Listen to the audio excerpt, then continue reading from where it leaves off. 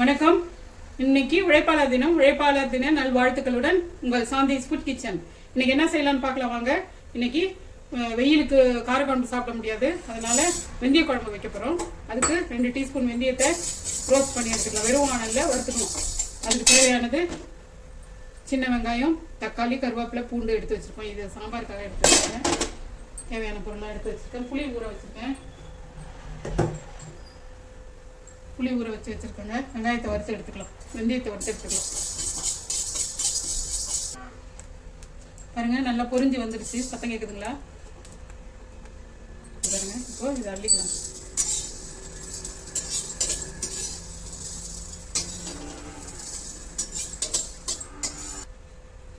அடுத்தது கையில் இப்படி கம்மியாக 2 ஸ்பூன், 2 குடி கம்மியாக தனியா நல்ல மணமாக இருக்குங்க. அதையும் ரோஸ்ட் பண்ணி எடுத்துக்கலாம்.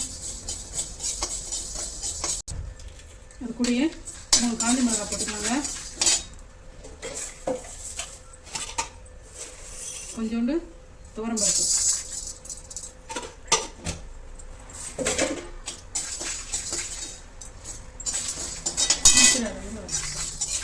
நல்ல மணமாகிடுச்சுங்க. இப்போ எடுத்துட வேண்டியதுதான். அதுக்கு முன்னாடி அதில் இந்த பாருங்க, கொஞ்சோண்டு 1/4 ஸ்பூன் மிளகு, 1/4 ஸ்பூன் சீரகம், சும்மா ஒரு பெரட்டு கரைச்சி எடுத்துக்கலாம் அந்த சூட்லேயே.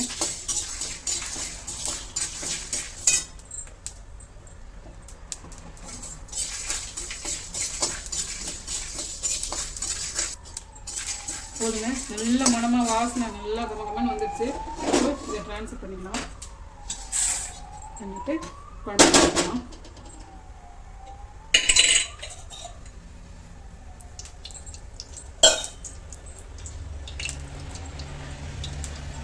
நல்லெண்ணெங்க.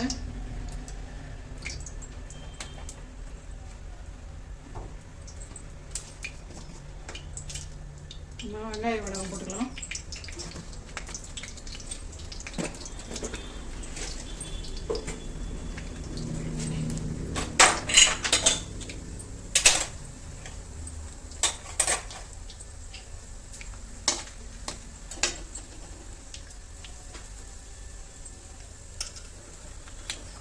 கொதிச்சு வெங்காயத்தை போட்டுக்கலாம்.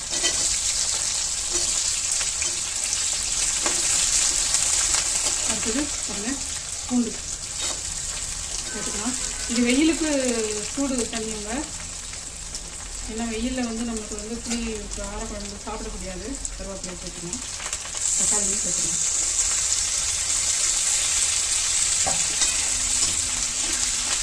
நல்லா சாஃப்டாக வரைக்கும்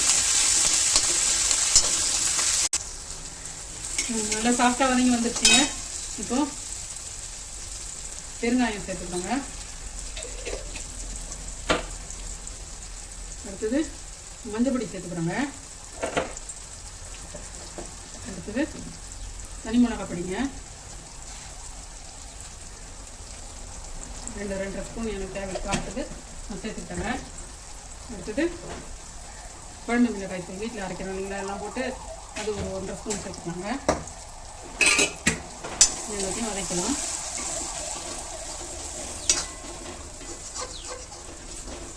இந்த எண்ணெயிலே கட்டியாச்சு. இப்போது புளி சேர்த்துக்கலாம்.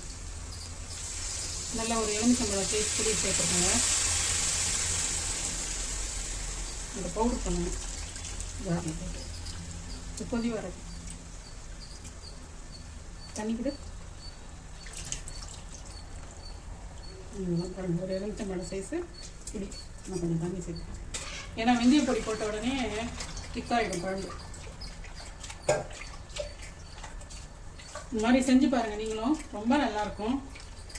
வெயிலுக்கும் ஒன்றும் பண்ணாது. சாப்பாடு கட்டுறதுக்கு இந்த வெயில் நாளில் ரொம்ப பெரிய போராட்டம். எல்லாமே அடிக்கிற வெயிலில் சாம்பார் கூட கெட்டு போடுங்க, வெளியில் எடுத்துகிட்டு போகிறது. இது மாதிரி செஞ்சு வச்சுக்கிட்டோம்னா நல்லாயிருக்கும். கொதிச்சு வரட்டுங்க. நல்லா கொதிச்சு வரட்டும். நல்லா கொதிச்சு வந்துருச்சுங்க. பாருங்க, நல்லா கமகமன்னு மணமாக இருக்குது. தனியாக வெந்தயம், மிளகு, சீரகம் எல்லாம் போட்டு 2 காஞ்ச மிளகாயும் போட்டு பாருங்க நல்லா பவுடர் பண்ணி எடுத்துட்டு வந்திருக்கோம். இதை சேர்த்துக்கலாம். கட்டி தட்டாத கிளறி வச்சுக்கணும். 2 ஸ்பூன் போட்டுக்கலாம். மீதி இன்னொரு நாளைக்கு குழம்பு வைக்கிறதுக்கு யூஸ் பண்ணிக்கலாம். நல்லா நிறையா 2 ஸ்பூன்.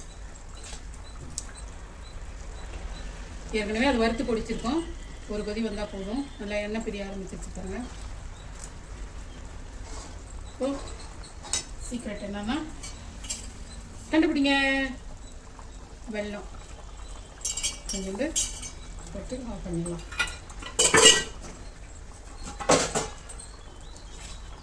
நல்ல கமகமகமான மணத்தோட வெந்தய குழம்பு தயாராகிடுச்சு.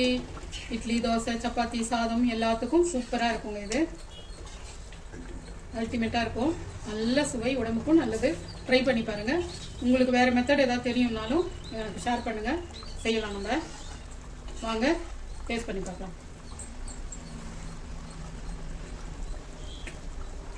சூப்பராக இருக்குங்க.